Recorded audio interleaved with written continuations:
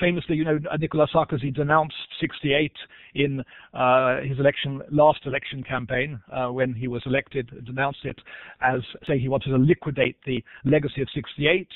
But then he was at that very meeting, he was accompanied by one of the former Maoists of 1968, André Glucksmann, who was now a fervent supporter of Sarkozy.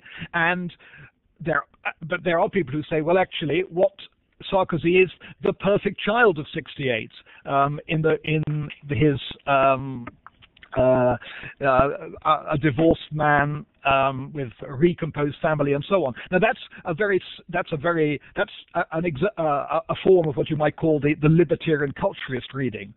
A historian like Kristin Ross thinks that's a totally not only impoverished but also false reading of 68, because the real 68 is the 68 of an attack on power and the state and bourgeois power, and also an attack on the social determinations in which people are put in capitalist society. Now, I think all that needs to be unpicked if we're going to be able to answer that first question of periodization. So it's easy the question of legacy and the question of periodization are kind of linked, because not till you know what you think 68, I keep saying 68, people now talk about the 68 years in France, not till you think you know what 68 is, can you say when it was, if that's clear. Yes. Thanks. Yes. Thanks for clarifying what you mean by the 68 years, because today when I was reviewing the questions that we put up on HFrance, I thought there was a typo, les années 68. But no, that's not a typo. A great way to frame it. That's not a typo, in fact. That's exactly what French historians have now. They don't want to call it the 1960s. They want to call it the 68 years. Yeah. Well, for the moment, I don't see a hand or a question, but I'd encourage people to do so. In the meantime, I'd like to introduce Camille Robsis, who's joining us. She's at the Institute for Advanced Studies this year. She is usually at Cornell University, where she's an assistant professor, and Camille has just completed an interesting book called The Law of Kingship: Anthropology, Psychoanalysis, and the Politics of the Family in 20th Century France. And it's a fascinating book about how the language of structural anthropology and psychoanalysis came to work its way into family law in France. And I know the book covers spans that period of les années 68. So thanks for joining us, Camille. Camille was the person having problems with the microphone. Yes, I don't know if it works now, yes? Yeah. Great. Yes, okay. it does. Good. Wonderful. No echo. Thank you, Chuck. Sure. Actually, I should just say I'm not at the Institute. I'm at the Center for Law and Public Affairs at Princeton this year. But sorry. But actually, Julian, I was thinking that I might ask you from reading your piece again and just following on what you just said, if you had an explanation for this kind of explosion of conversion narratives of post-68 art, turning conservative, what Guillaume Kangem calls the passage du col Mao au col du Rotary. How do you explain, do you have a sort of, I know there's been a lot of work on this, the Cher Jodier book, for example, that you review, but I'm sort of wondering what you think of what happened there. The Cher Which Jodier, book we talking about? Yes. What's it called? Pensée anti-68. So how do you explain this kind of transition from the radicalism to the establishment, or col Rotary, or whatever we want to call it? Well, that was, the term was invented by Guy Ockingen, so we mustn't necessarily, it was he who wrote the very polemical piece attacking former 68 art as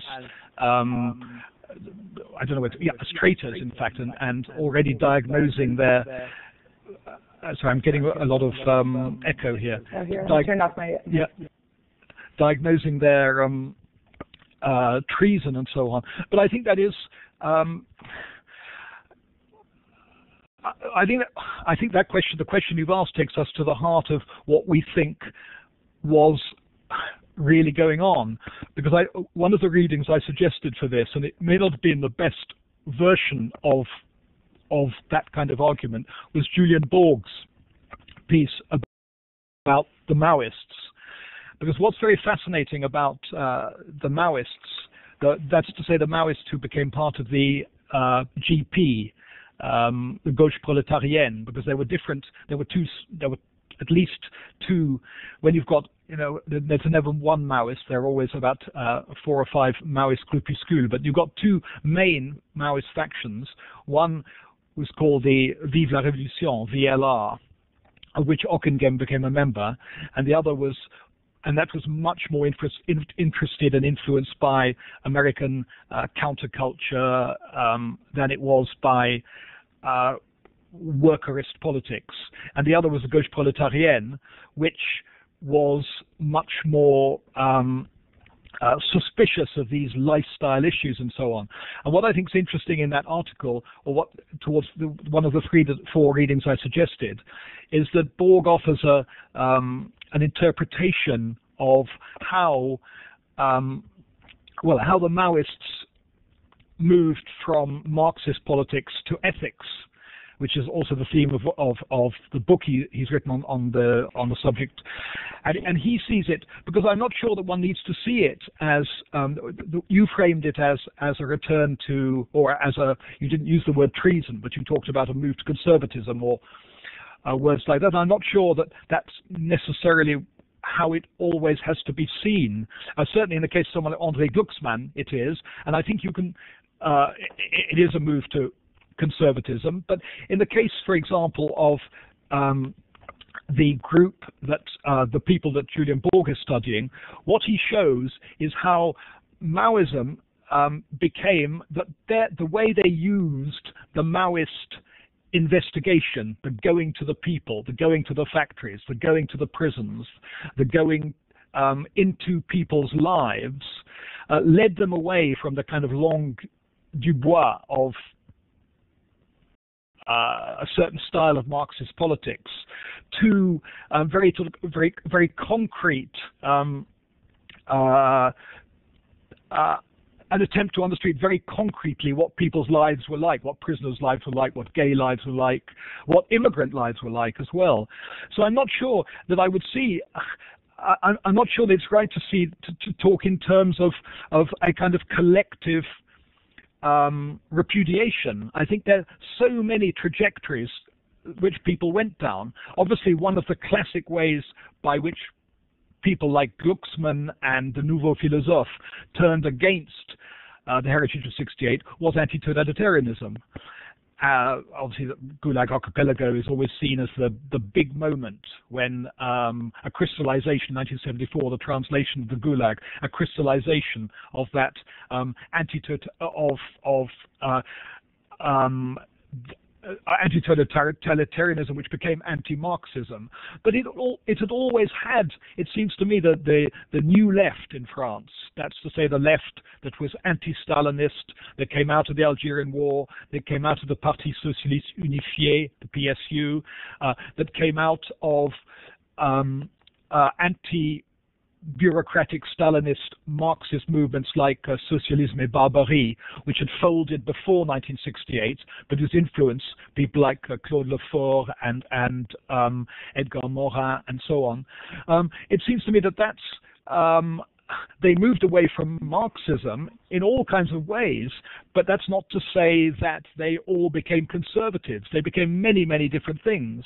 The move to conservatism, to use that you just mentioned, is surely only one of the many possible trajectories that, and a particularly strong anti-totalitarian position could push people into conservatism. But in other cases, it could make them return to ethical preoccupations or to liberalism. And so I'm not sure I would quite frame it in that kind of way. And that's why also I set that reading by Virginie Linhart for this seminar, the daughter of Robert Linhart, who was such an important, who had been a member of the UGC, the Maoist movement in 1968, and then became one of the établis, one of the people who went into factories to experience the reality of factory life. What I found very fascinating about her memoir of her father was her exploration of the trajectories of the children of 68 Ans. And it seems to me that she tells no one story. It's not she tells the story of some people who turn against their parents. But others who, and she has a wonderful line in the book where she says something like, in fact, I happen to have it open here, which I don't think it's in. I don't think it's in the reading that I set, where she says, "I myself am perpetually negotiating in my head between the values which were inculcated in me when small and the world I now live in." And it seems to me that that was the fate not only of the children of 68 Ans, but of the 68 Ans themselves, because 68 was such a protean, polymorphic, heterogeneous moment, that there were so many possible rivers that it could go, tributaries as it were, it could go down. So I'm not sure I see this as I think that we shouldn't take Ockengem's polemic as a description of what really happened after 68, which is also my problem with people who say, like Régis Debray, who also wrote a famous polemic against 68. And the line of his polemic against 68, of course, is that 68 was a kind of hedonistic, non-serious explosion, which, far from threatening capitalist power, actually undermined the last barriers to the full development of capitalism in France by freeing, by liberating the markets, by allowing people to consume, i.e. the 68 Ans were the ancestors of the 1980s yuppies, as we call them in Britain. I don't know whether that term was used in America. But again, that seems to me to be a very problematic reading, because it assumes somehow that assume somehow that, yes, okay, the values of our society are simply hedonistic, consumerist, and so on. And it makes some kind of assumptions about sequence and cause, which I find very problematic. But also, it seems to me a lot of movements that you see in contemporary France today, the sans-papiers movement, the defense of immigrants who don't have papers, the anti-racist movements you see in France today, the anti-globalization movements, they seem to be also part of what France is today. And they seem to be also part of possibly a heritage of 68. So I'm not sure I see, if I understood the question correctly, that I see it in terms of simply a move from radicalism to conservatism. I think there are a multitude of trajectories. Yes, no, I mean, I think I wasn't trying to imply that. I think I'm sympathetic to the turn to ethics. The question is just, I think, how the relationship between the ethical and the political is theorized, because often I think in these kinds of stories, I think it's also Richard Wollen's narrative, that you go from you end up with a kind of ethical, in his latest book on the Maoists, and I think the question is again whether the ethical is a way to not talk about politics, or whether, what is the relationship between the two.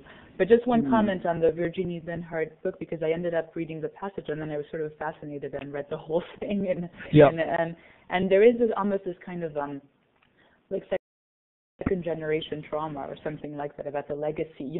There's a lot of narratives about how children of Holocaust survivors, for example, deal with that, or with the kind of legacy of their parents' own trauma. It was interesting to see it in the context of the 60s of again trying to wrestle with a kind of real psychic wound and that or not a wound, but psychic legacy, I'd say, that this transmits. I'll take off my microphone so you can hear me. Yeah, no, I mean, I don't know what other people thought about that book, about her excerpt, but I find it an extraordinary. I mean, it's what she does in that book is particularly, as you point out, pick up the Holocaust legacy there, and there's also it's something that comes up again and again. I find in one very simple, sort of rather basic point is the large number of activists of Jewish background born around 1940, 41, 42, 43, 44, 45 in the case of Cohn-Bendit, Alan Geismar, Daniel Lindbergh, who's also written, Lindenberg, who's written a wonderful little memoir of 68. And he has a phrase which is amazingly similar to the one, and I don't think he'd read Virginie Linhart's book or vice versa, because they both came out almost at exactly the same time.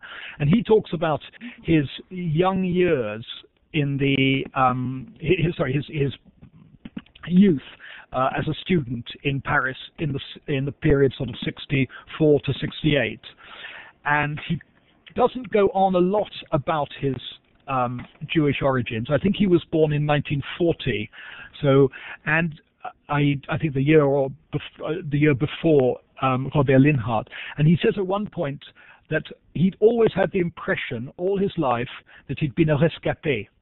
He'd been someone who had somehow escaped from something. And at 68 was a moment where he was no longer rescapé, but he'd kind of taken possession of life. And that's almost identical to that notion that she meets in a lot of the children talking about their parents of 68, of these militants.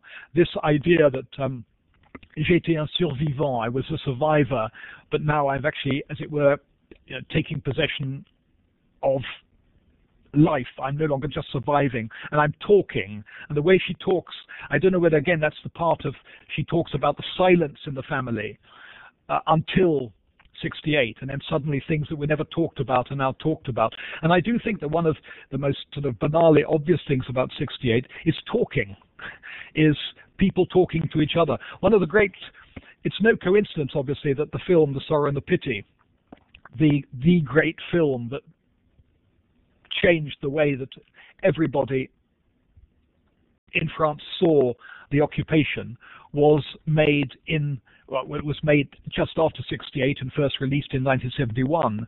And what that film is, I think, partly is family. Some of the scenes that are best in the film are where families are actually talking about the occupation for the first time, outside the language that had been constructed for them by, on the one hand, the Gaullists, and the other hand, the communists. And that sense of talking, I think, is absolute, of talking what couldn't be talked before, I think is vital about 68. And then I think the other thing, and it's part of the same idea, is this breaking down of barriers. And I think that's, if there's any legacy, that's one of them. Barriers between, just take one really obvious barrier in Nanterre in 1968, where it all started, supposedly, if we're going with a conventional periodization, it all started with a few students at the University of Nanterre in March 1968, Daniel Cohn-Bendit and others. And where was Nanterre? Nanterre was in the west of Paris, and it was a new university campus surrounded by immigrant bidonville, by immigrant slums. And there were two worlds, the world of the immigrant bidonville and the world of the students. The students thought they were vastly, one of the things they were protesting about were the awful conditions they were living in, but they were quite unaware of the awful conditions which the bidonville that surrounded them lived in. And then in 68, in the wake of 68, not in 68, these worlds don't collide, but people break out of the I think what Christian Ross calls the social determinations they've lived in, and I think that's very, very important. But I think going back to your point about Virginie Linhart and the trauma, it seems to me that the talking about what was not talked about is, and everybody you interview who talks about 68 talks about talking and talking when you never talked. I remember once hearing Michel Vinocq, the French historian, say that I don't know how old he would have been in 68. Obviously, he wasn't a 68, whatever that means, in any classic sense. He said it was the first time he'd lived in a particular apartment block in Paris, and he'd come across his neighbor, he'd walk past his neighbor, and it's something that happens to me in Paris every day for 5 years. They'd never said hello to each other. Suddenly they talked, and this explosion of talking, which also happened in 36, this breaking out of silences, but also of barriers, I think is I think one of the most extraordinary phenomena about it, really. Yeah. Well, speaking of Chuck, yes. If I can just jump in for a second, I want to remind people, if you have a question, feel free to raise your hand by pressing the button below the participants window where you've got the hand by the green arrow to raise a hand. And then also feel free to type a question in the chat window. Hope we hear some comments and questions from some of our graduate students. Especially. Yeah, let's have a revolution of talk. Yes, yes, it's very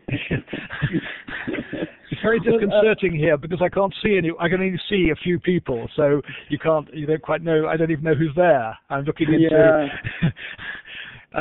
If ever there's an un-68 way of doing something, it's like this. It's this sort of, the barrier of the screen between us. Right.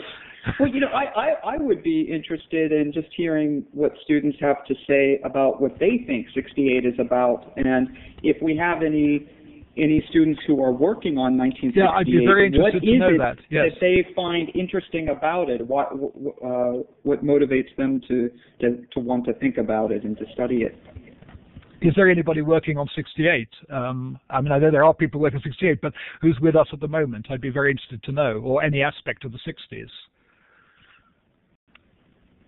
Not. Mm-hmm. Well, maybe they'll raise their hand in time. I was encouraging them to do so. Yes. We have a hand. Yeah, turn your microphone on and hit transmit. And where's transmit? Okay.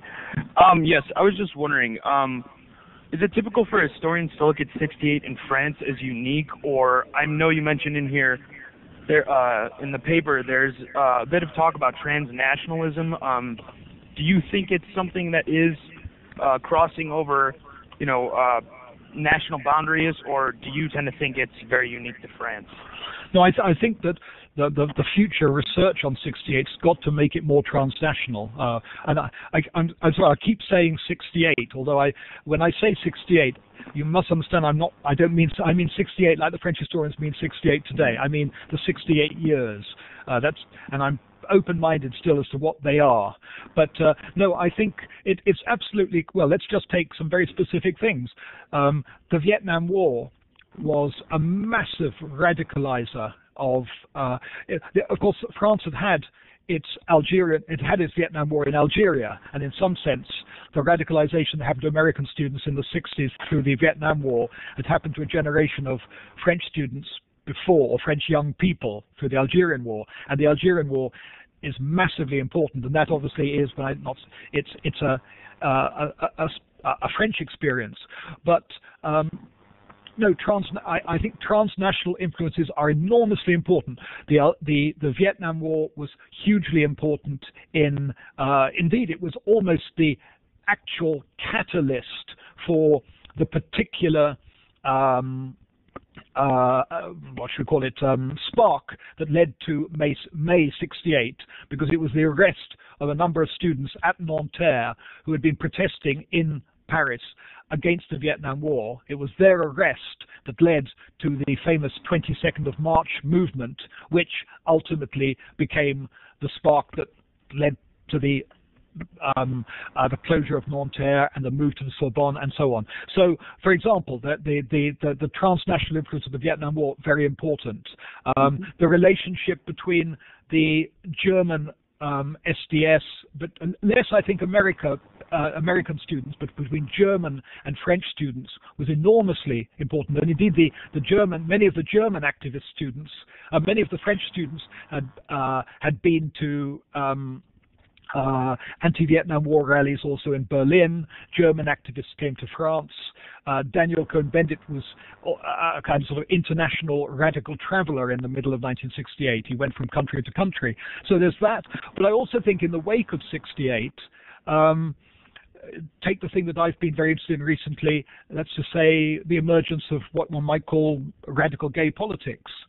It seems to me that the most important thing there is not anything that happened in France. If you look at actually May 1960, if we go actually to the month of May 68, there was almost no interest by the students in the Sorbonne, in the occupied Sorbonne, the idea of gay politics didn't exist, and there was a half-hearted attempt to set up a pederastic revolutionary committee, as it was called, which was a damp squib and failed. And the great influence on the changes on radical gay politics in France came from Stonewall 1969 in New York, from the experience that French future gay activists had of American politics. So it seems to me that very important. A lot of the contributors to one of the most important publications of the period. It only had 16 issues, but it was a massively important disseminator of a whole series of new political themes. A magazine called Tout est possible, which was published between 1971 and 1973 by this Vive la Révolution group. And they were enormously interested in the Weathermen, the Black Panthers, Italian radical movements, and so on. And it seems to me that the future history of 68 has got, the French 1968 years has got to move transnationally. It's got to see this as a global movement. Julian, we have another question. I just wanted to briefly. We have Katie Payne who has a question for you. We'll bring her up. But it seems to me that the democratic pluralist 68 is what's international, but the Maoism doesn't spread as much. Is that right? I think that is right. Yes.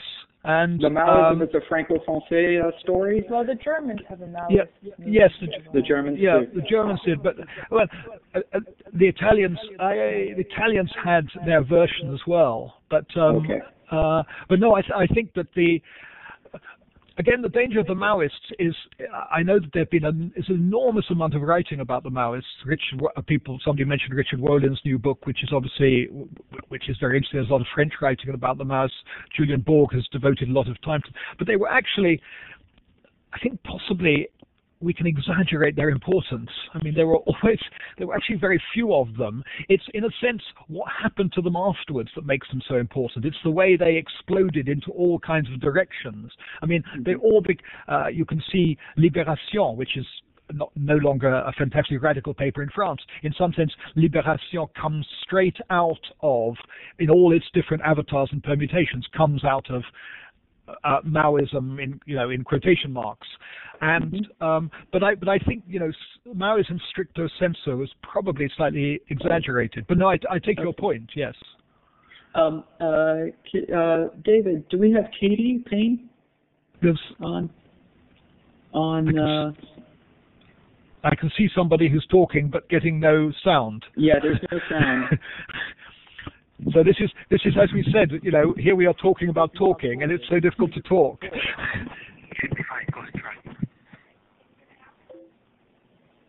Hello, Katie? I'm sorry, we still don't hear you. No. Maybe there's a different headset. Hello, can you hear me? Yep. Yes. Yes. Okay, sorry, I had to switch microphones there. I'm actually going to change topics a little bit, and I noticed that you were talking about 3 phases in May 68, and I'm a little curious about the workers' phase and how much their influence did affect this. Now, I know that you were saying it's mostly with traditional aspects that they were going through this revolution, but there's also the excuse me, they also had, with higher wages they wanted, but they also were going for the encouragement of authority. They wanted more authority within this. Can you just elaborate on that a little bit, please? Well, I suppose that what I was getting at there is that there is a line about because you had in '68 in France, and I mean here, I do here mean the year '68, because you had the coalescence of. Can you hear? Okay. I can hear you. Thank you. Yeah, sorry. No, I just look at you moving your headphones around. I wasn't sure if you could hear. Because you had a convergence or coalescence, whether or not it was a convergence is a moot point, between the biggest, and one must go back to this extraordinary fact, the biggest general strike in the history of France.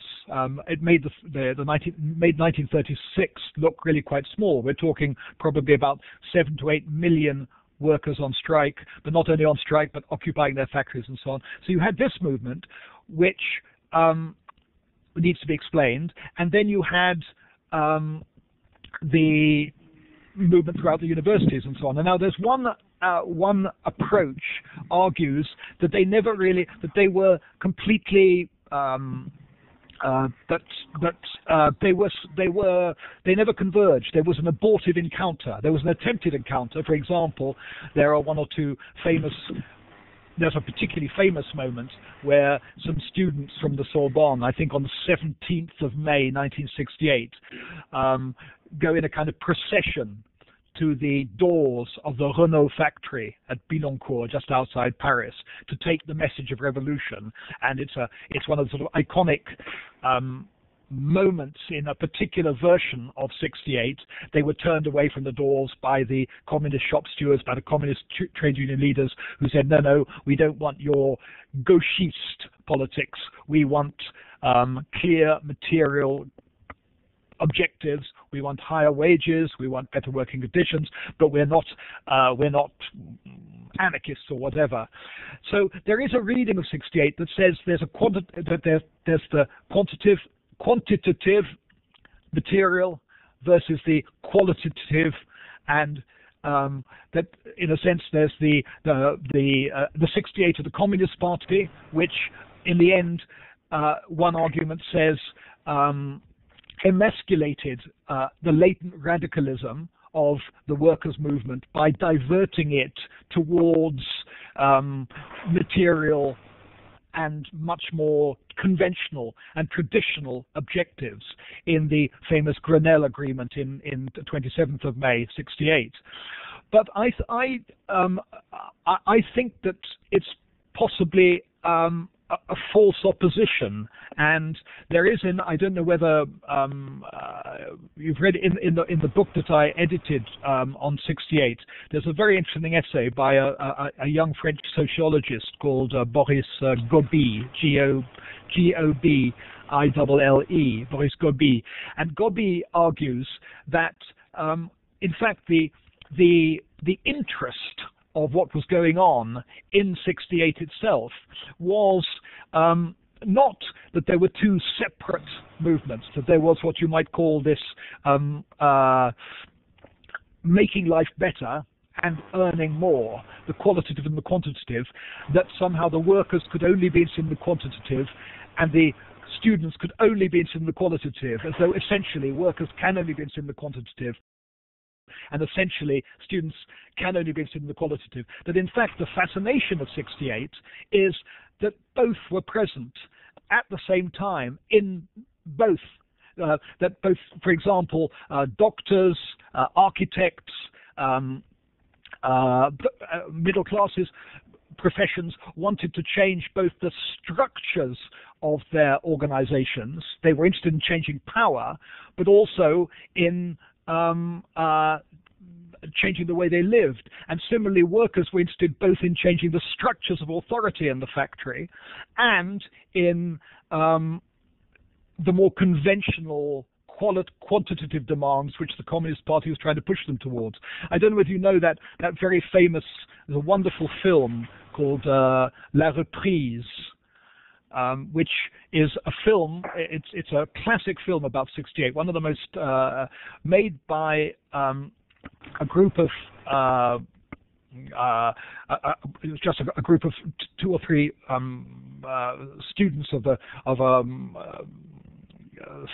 film institute in Paris went and filmed the end of the strike, and it was the end of the strike of a factory called the Wonder Factory outside Paris, where they make batteries, and they filmed a moment when the strike ends, but they filmed a moment when a young woman cries out against the trade union leaders who are saying, "Now you go back to work. We've got you higher wages.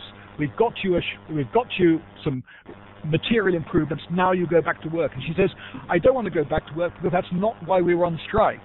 And in a sense, that film is about the latent possibilities for something other than just the quantitative, which some people argue were stifled by the Communist Party. So I think one of the interests is the relationship between, and again I think it comes back to an earlier point I made, the relationship between the culturalist interpretations of '68 and the more classical class interpretation of '68. Right. Another way we have another question for you from Philip Moore. Are you connected? Okay. I don't think we can hear you, and there's a buzz. I can hear a buzz. I can hear a buzz. Yeah.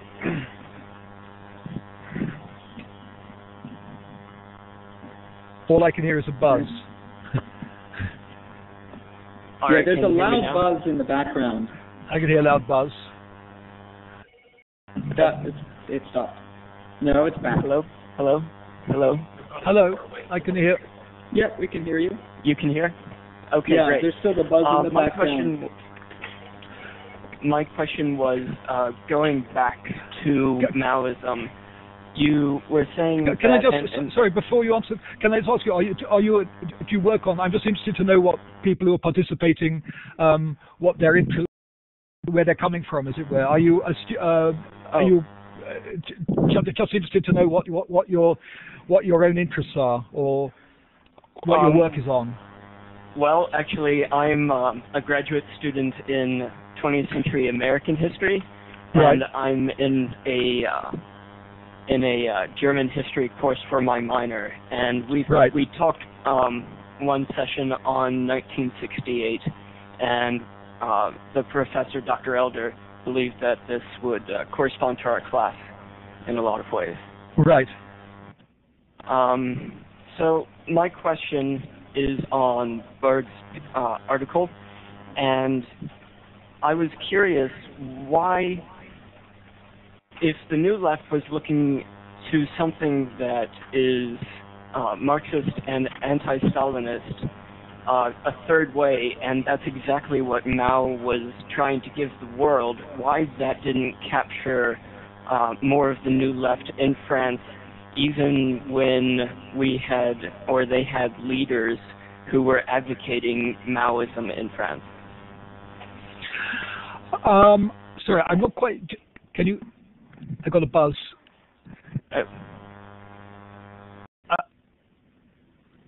I think. Can you hear me? Okay. Sorry, I'm just getting. Can you hear? Okay. Yes. Yeah. No. If I understood the question rightly, I think I'd answer it by saying, I'm not sure that the Maoism of the Maoists was very Maoist in France. I mean, I think they were using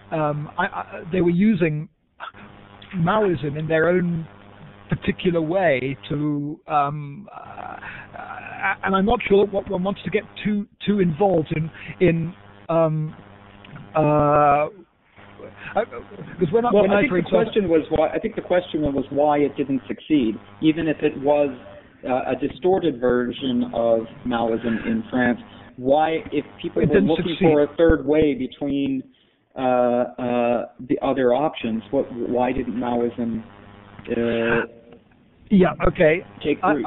Why did it take root? Well, I don't think it. I think that's a question about one's own political beliefs, and it would seem to me that it had no chance of doing so, that the French state was not weakened. It was a political movement developed from a completely different kind of society. But I think the interest is what they were doing with Maoism. I'm not sure that, I don't know what succeeding would be exactly. But if we look at what they're trying to do with it, I think your point is exactly the way you put it was very good when you talked about a third. I think you used you said a third way. I'm not sure whether they're looking quite for a third way, but I think they're looking for. They're in search of other forms of more exciting, spontaneous forms of Marxism. They see the Marxism that they've inherited, or that they might have inherited from the parents. They see the Marxism of the old French Communist Party as a sclerotic, bureaucratic, conservative, unimaginative, and also it's the Marxism of their parents. So I think Maoism was just one of the many different how should we put it, strands or options that they were using in their own ways. There were lots of, there were people who were sort of rediscovering Trotsky, Wilhelm Reich, the Frankfurt School. There were all kinds of debates going on in France. And what they're all trying to do is find other ways to not be a member or a subscriber to this, what is seen as totally discredited official Communist Party. And I think for that, the total discrediting of the official Communist Party, the PCF, the French Communist Party, has to be understood fundamentally in terms of the Algerian War. And I think we've actually said enough. So when they're talking about we've said enough about the Algerian War, because the Algerian War creates a kind of fascination with the third world. And I think that's part of the romantic attraction of Maoism as well, that it's far away, that it's the French, the traditional European working class can no longer be the instrument of radical social change. So they look to the third world peasantry, they look to the Cultural Revolution, but they, in a sense, when one says it doesn't work, you could say that the point of Borg's article showed was it did work, but it worked in ways, unexpected ways. It changed politics. It didn't change politics in the way that they thought it was going to change politics, but it created a new kind of politics. It was a democratic type of politics that prevented the revolution from happening. A democratic, well, yeah, if revolution short-circuited the revolution. Yes, if that's, but there you're saying what May 68 was, there we come back to what May 68 was, in quotes, really about. And if you're saying, well, May 68 was really about that, then yes, it didn't happen. But you could say that May 68 was, and I'm not saying I know. I mean, I think that one of the interests is what you think it's about. And I think one of the problems of writing about 68 is everybody wants to take their 68 and say, this is what 68 was really about. They essentialize 68. 68 was the real. I mean, Cohn-Bendit would say, and after all, he was there, 68, the language of revolution, we were talking the language of Marxist revolution, but that was a blind alley. It was an impasse. And in a sense, we didn't know. We were talking about, we only had a particular language available for us to talk about the things that we were trying to talk about. And we ended up finding that the language we were using to talk about these things was actually a language that wasn't really the language that we needed to talk about what we were trying to talk about. If that doesn't, so in other words, so unless you think, yes, Maoism, obviously, if the aim was to create a socialist revolution, or whatever you want to call it, a Marxist revolution in France in 1960, it failed. But if we're talking about finding a language to express the ways in which you might change and open up a very sclerotic society, perhaps it did do that in unexpected ways. And I don't see, by the way, democracy is a bad word in this, Chuck. Well, you sounded as though, yeah. No. I didn't mean it that way. I think he's trying. I mean, the way I read Borg's articles, he was showing the contradiction or irony that as the group he's focusing on, I forget the acronym, but started doing investigation and got in touch with the different groups in society. This opened up the door to a kind of democratization that then made the revolution less imperative. It led them in a direction they hadn't thought they were going to go, but nonetheless was a direction which opened up French politics in enormously productive ways, and is possibly the genealogy for a way of understanding some of the quite rich sort of associational civic life you have in France today. And I go back to movements like the sans-papier movement, for example. So I don't want to be totally pessimistic about the legacy of '68, because I think it's. But then there is a danger that we're talking about a very long period of time. And do we want to link everything back to that moment to explain our present moment? Right. Kermie wanted to add something about the weigh in on the Maoism question. In relation to this question, I think the other really interesting way to think of the Maoist revival during those years is that it was at least some part of it was highly intellectualized. And I think for people like Althusser and his students, it offered a way to kind of think theory and practice together. And I think the context in which this is happening is very important. The kind of internal context in France, specific to the French Communist Party, and the external context is the external. Well, let me say more. The internal context in France is the PCF that seems increasingly dogmatic, increasingly increasingly Stalinistic, even though Stalin has been dead for many years. And so I think, the PCF is slow to sort of denounce colonialism in the Algerian case. And so I think there's this idea that the working classes in Europe have lost their revolutionary spark, and that we have to look for them somewhere else, and where they're having it is in the third world, in Asia, in Africa, and in Latin America. So there's very much this idea that and the third world, of course, hasn't gotten to the highest stage of capitalism. So you have to also revise Marxist theory. So you have to kind of, revise those, because the two are so linked. And so I think for Althusser, who's really rereading Marx during these years, and his students, including, the people that Virginie Linhart talks about in her book, it's very much this idea of we need to rethink the notion of ideology and of exploitation, and Mao somehow appears to be doing this. Now, I agree that this corresponds very little to what Mao is actually doing in China, but whatever information they're getting about Maoism, seems to be an answer to the internal theoretical and political problems of communism in France. But I think the interesting question there is also to ask, which is something I'm not able to resolve, is to what extent is the French interest in China a deflection of their own sort of colonial worries or past in some ways. It's easier to talk about Vietnam and China than it is to talk about some of your own colonial legacies or something like that. Yeah, I don't know the answer to that last question, but I completely agree with what you said before, which is I think that China offers them two things, actually.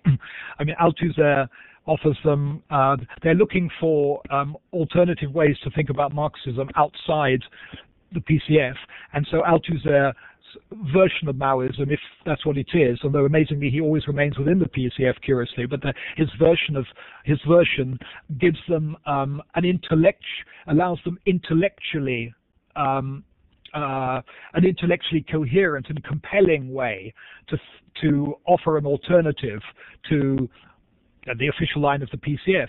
So I think there's also a very romantic side to it as well, which is this disappointment with this, and I think the Algerian War, there's a kind of transposition of the FLN, the heroic Algerian FLN, onto the Cultural Revolution and China, and so I think it's a mixture of ultra-intellectualism in the circle around Althusser, the École Normale, and the rather impenetrable and sort of extraordinarily scholastic discussions they had. I mean, there's this the extraordinary fact that Linhart, the Robert Linhart, as is very well known, suffered the first of his terrible nervous breakdowns in 1968, because what was happening in the street didn't correspond to what the theory told him was happening,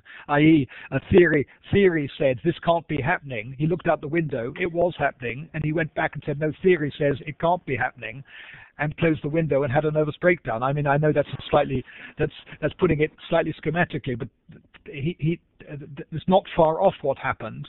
And so it gave them a fantastically sophisticated language to unthink, to think out of the box that they'd inherited from the PCF.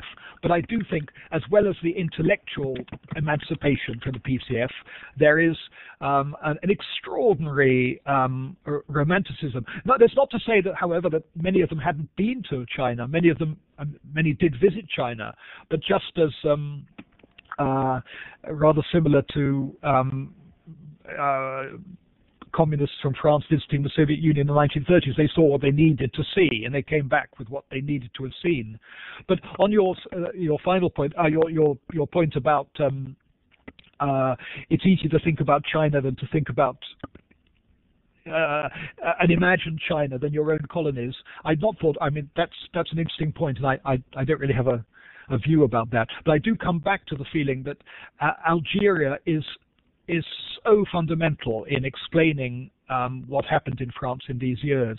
I mean, just if one wanted a periodization, I keep coming back to periodization, I know, because I think that it's got to be important if one wants to write about this period, to know when one's writing about. And I would offer one other possible starting date, not 1968, not 1962, which is the end of the Algerian War, and the opening of the first family planning center in France, which some people see as important, but October 1960. And October 1960 saw the first ever really big, and I'm not talking about everybody now remembers so this October 1960, not the massacre in 1961, the first, not mass, but very large demonstration organized by the left, by the student union, the UNEF, which was organized against the Algerian War and outside the Communist Party.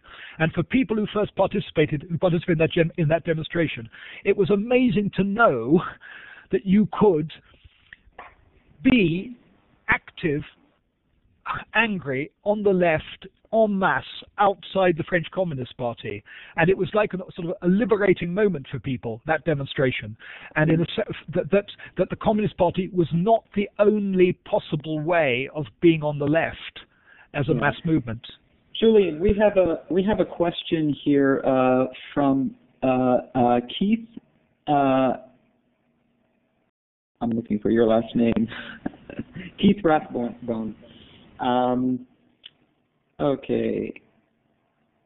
We've talked a lot about students and workers, but only briefly about student organizations, International SDAS and workers' organizations, CGT.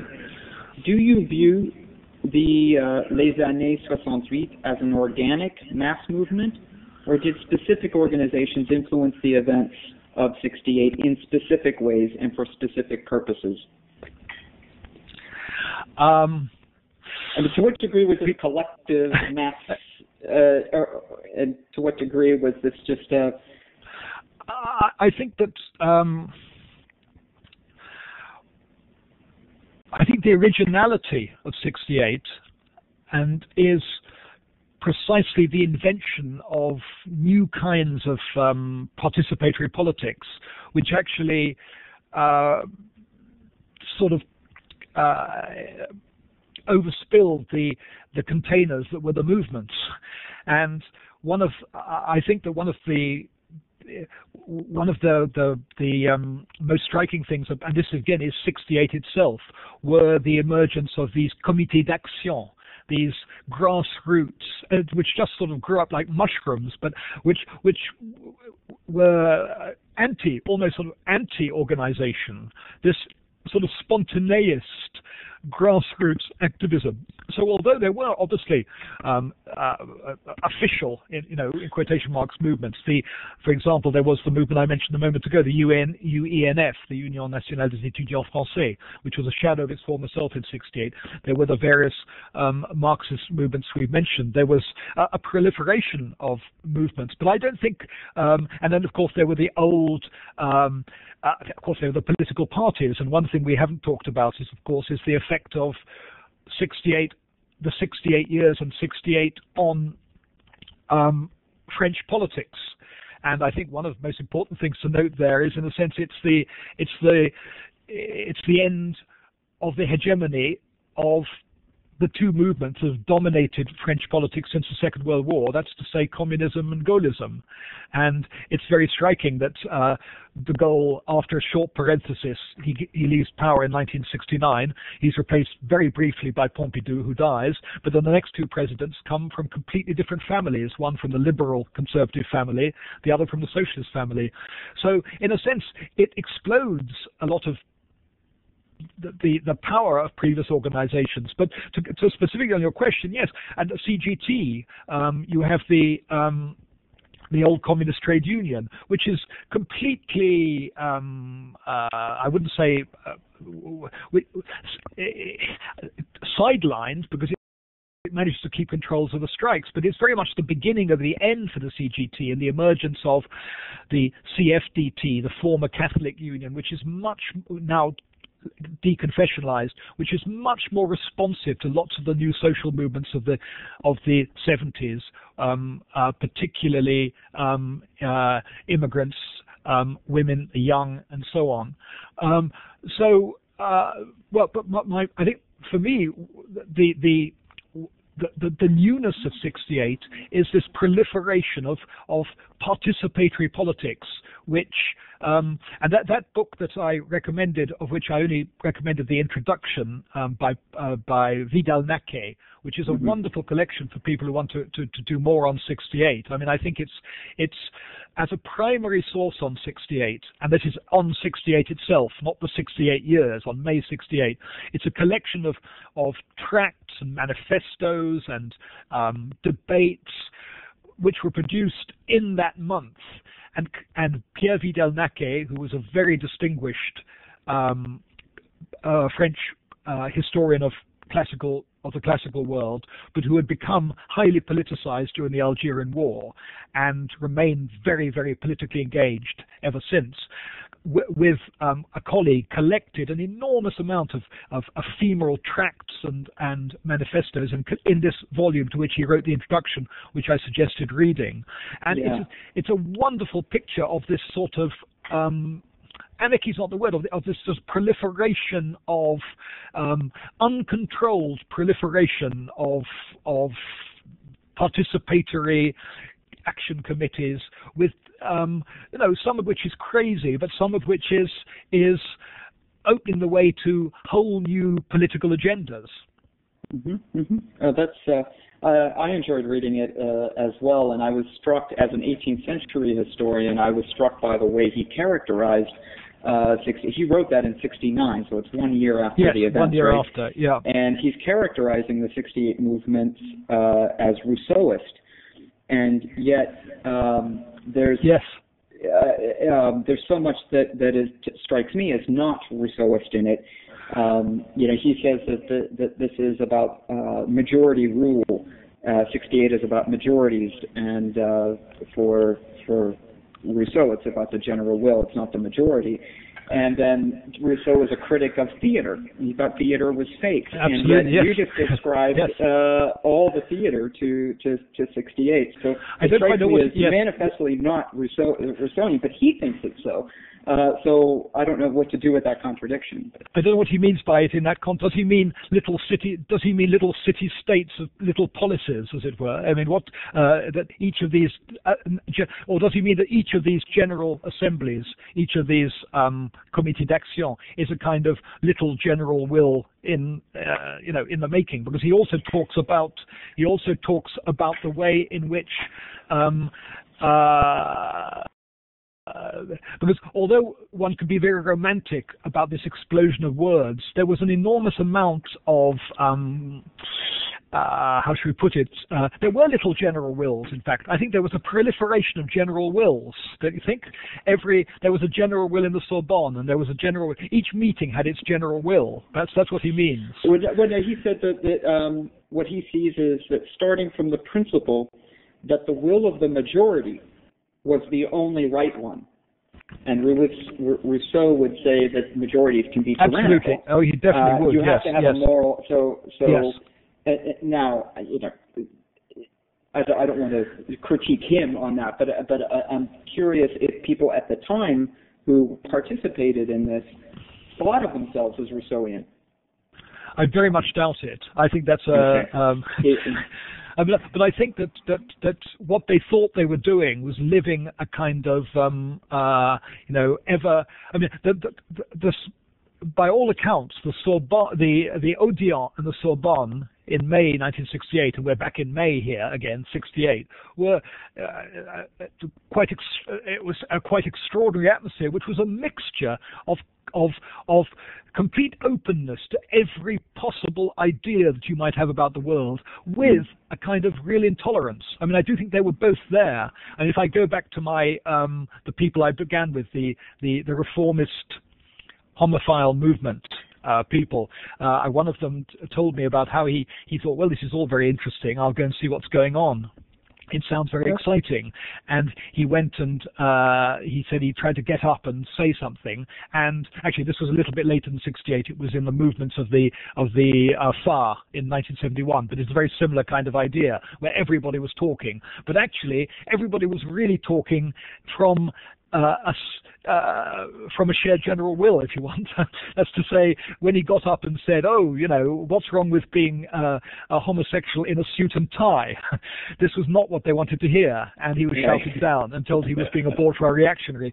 So I think there was a mixture of extraordinary openness, extraordinary, I think anybody who wants to write about the actual month of 68 has to get that mixture of openness to everything, but sort of with a degree of sectarianism and so on, and that seems to me quite Rousseauian, actually, personally. But we have a question from Dragos Chipa, and it concerns the way historians today, like you, look at 68.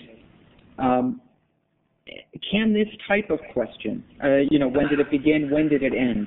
Can this type of question that you're raising be seen as the opposite of the retour de l'événement of Pierre Nora? Nora, yes. No, I can see. I've just seen the question in a box, and I in a sense like to because one of my feelings is that whoever the historian of 68 is going to be needs to precisely.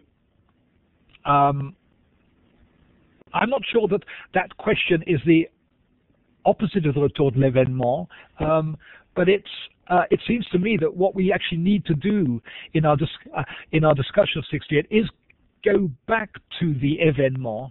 I remember they were called les événements, and they called them the events. Nobody quite knew what to call them, actually, so they called them the events for want of a better description, a neutral description, just as because Vichy never knew what to call itself, it called itself l'État. So they called themselves the events.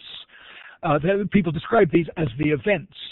And I think that one of the problems of where I began with the contemporary historiography on 68, the exploding of the event from a moment a month, a place, to a decade, 2 decades, 2.5 decades, is that it leaves us with real problems about a relationship between cause and effect. We're talking about 2 decades in which a huge amount of things happened. But how do we make the links between these things? And I actually think that we do need to return to the event, and that perhaps actually the next stage of the studies of 68 is not to go back to the old, it all happened in 1 month, in one place, and so on, but to see the relationship between the event and the 68 years, and try and be more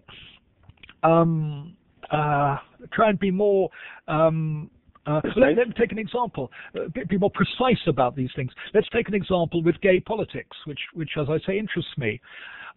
We know actually that in 1960, as I said a moment ago, in 1968, the language of the militants of the radical left in the Sorbonne in 1968, in as much, of course, didn't have the language to talk about gay politics, but they were extraordinarily hostile to what they saw. They basically saw homosexuality as a bourgeois vice. It would go in a classless society. It was not a serious question. It was, and many of the early gay radicals found themselves opposing not the right, but the left. That's to say, having to break away from what they saw as a rather sectarian, a puritanical Marxist attitude towards sexual questions. And that makes you therefore say, well, what is the relationship between the emergence of gay politics in France in 1971 and what was going on in 1968, the event?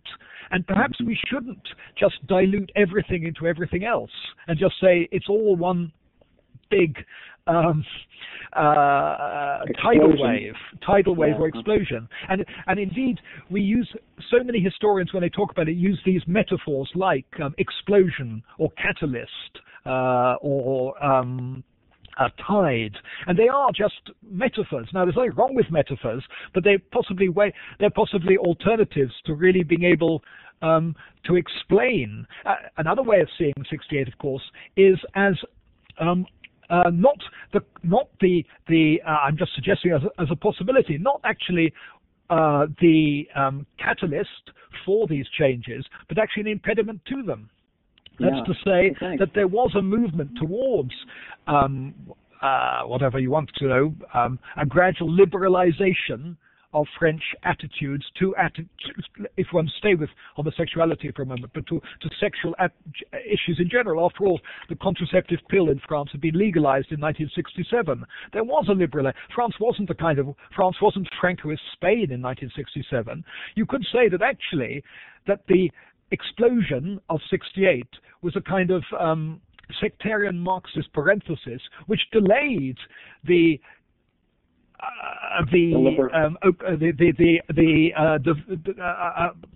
a more liberal. Yeah, no, I'm not saying that's the case, because I've also been arguing the opposite. It just seems to me that, to go back to that question that I think is interesting about the return to the event. Yes, I think it does seem. I think your questioner.